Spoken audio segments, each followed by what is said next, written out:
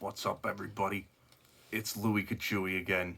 After all these days and weeks, I'm finally back.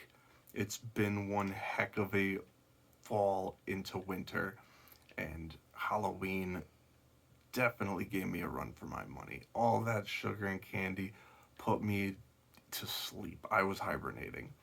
But with all that time away, you're probably like, Louis, what have you been doing? I have been working on such a passion project, such a large task that I, at this point, have to show you guys. You are entitled to see the madness that I have been up to. And it involves, if you've seen my past videos, shark teeth and finding fossils. If you haven't seen the past videos, that's fine because now you know. And this project revolves around my current issue of having so much of these things and so little of a place to put them. There's no such thing as too many fossils, especially when you're passionate about it and you love doing what you do. I can never have too many of these things. Finding them is exquisite, to say the least. But I didn't think ahead to the storage of all of these and the preservation to them, where, you know, they've been around for millions of years. They're Cretaceous period fossils, which means they're between 145 to 66 million years old. And they've made it this far. I don't want to be the reason they break due to carelessness or overall lack of knowledge. So, as you can see, I've got my little handy dandy notepad. I did some homework here to help share the wonders as to why these things are so cool and worth preserving. And, once the weather turns around, if you are an outdoorsy person or if you just want to get outside, look to your local area, look to your state, all over the place, your country, wherever you might be on the world. There is going to be fossils underneath you. The entire planet is chock full of them. We just gotta find them. So, moving on to the ones I've found. I'm gonna start with the goblin shark. And please excuse my pronunciation of the official names. I couldn't help but want to include that. So, the goblin shark is known as a Scapanorhynchus texanus. And Michael Myers that word. But the cool thing is, this is a goblin shark tooth. Eh. Definitely one of the more popular types of teeth you'll see. It's a big one, and I I'm pretty sure I'm not too big of a dental guy, but I think these were their front teeth, and their back teeth were these Dorito chip looking guys. It had little side teeth action going on there. Oh, this one's got them good. You'll notice on the sides, there's little triangular points there, so this one tooth is like three teeth. And this is on the big scale of them. I've seen them pretty big. It says the average is about half an inch to an inch and a half, but the max is about 2+. I don't think we got any 2+. My necklace has got some on it. So maybe this might be towards the maximum size. Yeah, these are all the money makers up there, but there's plenty more money makers to come. The next is probably our favorite to find because it's one of the most unique shark teeth I've ever seen. This is from a crow shark, otherwise known as a Squalicorax or Cowpie. They are unique look to them where they kind of look like a heart or a Hershey kiss. I've heard guitar pick. and they average in about half an inch and supposedly max out at about 7/8 of an inch. But I don't know about that. I've seen some really big ones out on the river and what other people have had in their collections. But you can see why it looks like a chocolate chip. You know, you flip it around, you got a nice little chocolate chip or Hershey Kiss guitar pick. Or if you're holding it kind of this way, some of them look like hearts. But I get lost in the colors. Just look now, you got one that's orange and yellow. I've got ones that have been blue. We found ones that are green. I've seen a red tooth before. I don't know if that's the ground they've been kept in or not, or just the shark's diet. But moving along, we've got our third shark in the lineup, which is the mackerel shark. Oh gosh, here we go. Another destruction of the English language. Archaeolamna capengensis. Oof, I just lost stats on that one. These ones are triangular with their crown with big cusplets.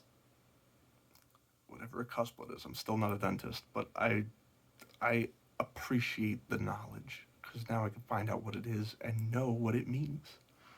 Their average was 3/4 of an inch to maxed out 9/8 of an inch, which I actually believe that because although they're not too big, they're some of my personal favorites to find, and you'll see why. They've got very distinct and defined side teeth, which I'm guessing are the cusplets. I don't know if you can see there. It's blue as well. These ones have most of the color come through, and my fixation on them is the millions of years it's been in the ground. These two little side stragglers hung on the whole time.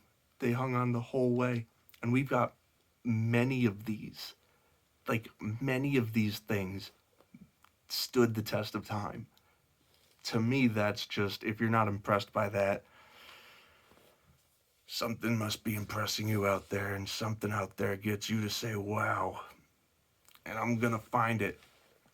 But as for the last shark on the list, we have the sand tiger, otherwise known as the Carcharias samhammeri.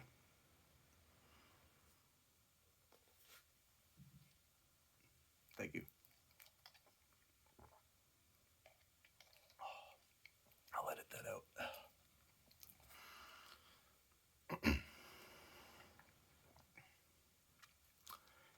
It is said to have a smooth crown with no striations.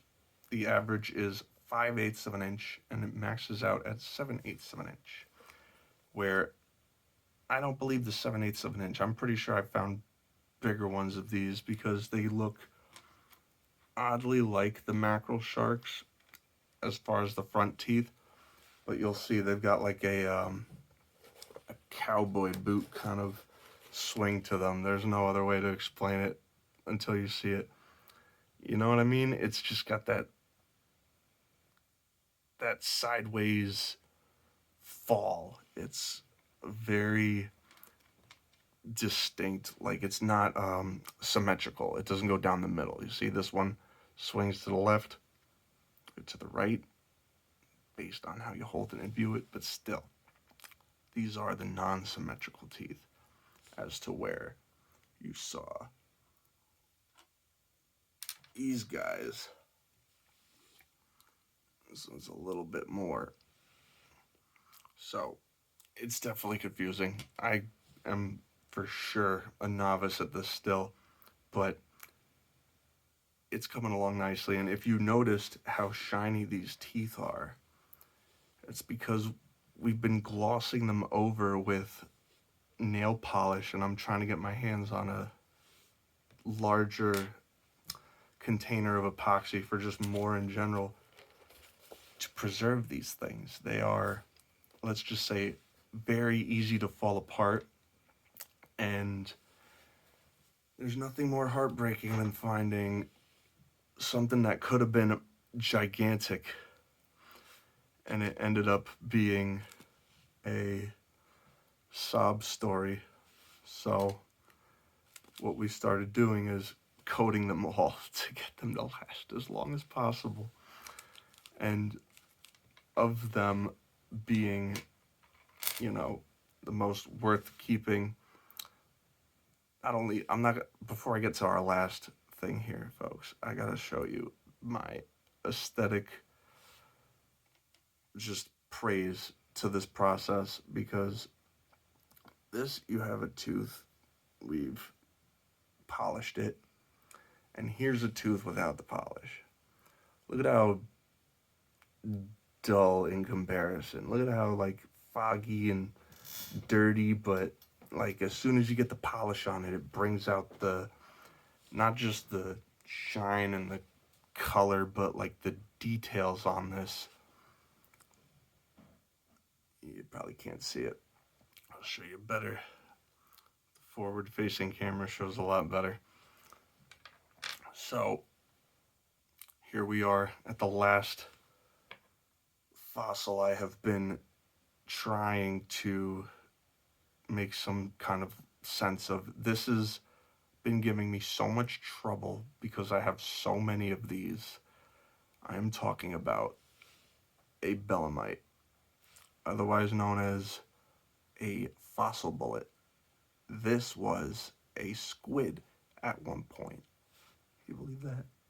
Little tentacles came out here, and it would swim like that. And this was its internal skeleton that calcified over those years and is now, as you can see, a calcite crystal. So I've got way too many of these. Not too many, but too many to contain. I'm definitely working on, having it all in one big show, so I don't have to keep, panning across everything, and it needs to all just be on the same plate, if you know what I'm saying. So hopefully the next time I touch upon this topic, I will have it all wrangled into the same pen. I have definitely been trying to get, more of a schedule going with my videos. I do intend to make them way more frequent now after the whole, transition into winter. We all fight our hibernation. I'm pretty sure you're going through a lot of stress right now, and I hope that goes away. I think you're fantastic for joining me on this video right now, because, although I'm doing this for an overall record of the things I have before they're broken or fall apart or whatever might happen in the future, you being interested in this is definitely the major payoff. I just love finding people with similar interests. So, as a thank you to you for watching this far, I've got a sneak peek of my next video, which is going to be about. Oh, what is that? What is this? Where did he get that? This is Angel Aura Quartz. And my next video will be on my crystals. Our crystals that we've obtained financially, purchased by the stores and stuff. I like to keep the bought rocks and gift rocks separate from the ones we've literally gone out and found in nature for obvious reasons. But this is still fascinating because I didn't know this. Angel Aura Quartz is man-made, obviously, but they take either clear or milky quartz. In this one's case, it was milky. And I had to write this down because it's quite a process here, folks.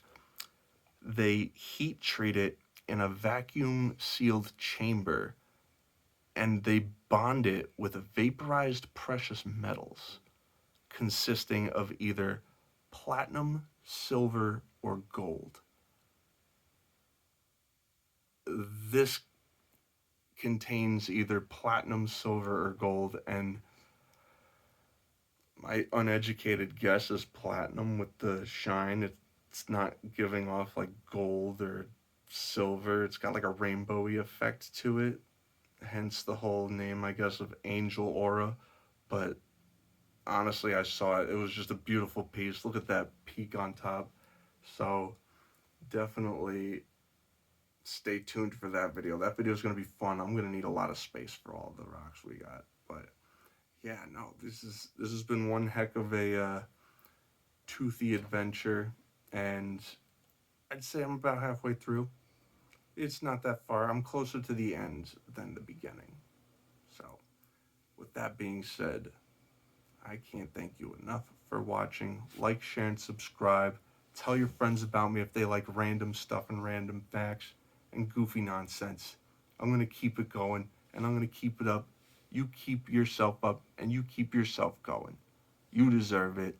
Have a wonderful time. I will see you in the next video.